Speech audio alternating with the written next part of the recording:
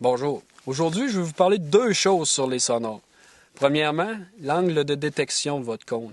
On sait que le sonar voit en cône, ce qui veut dire que plus qu'on va en profondeur, plus que notre champ de vision va être large. Ce que ça a pour effet, c'est que parfois on voit des poissons, exemple à 100 pieds de profondeur, qui ne sont pas nécessairement sous l'embarcation.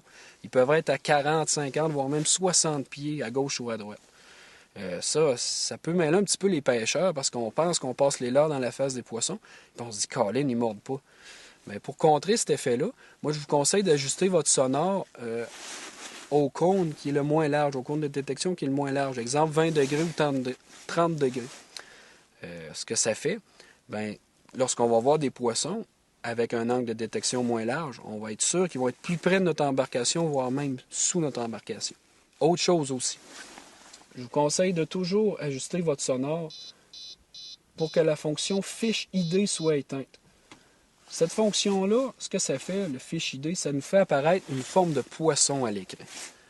Une forme de poisson à l'écran, c'est bien beau, mais souvent le sonore, il détecte mal ça. Il nous envoie une perception de poisson qui, en fait, n'est pas vraie.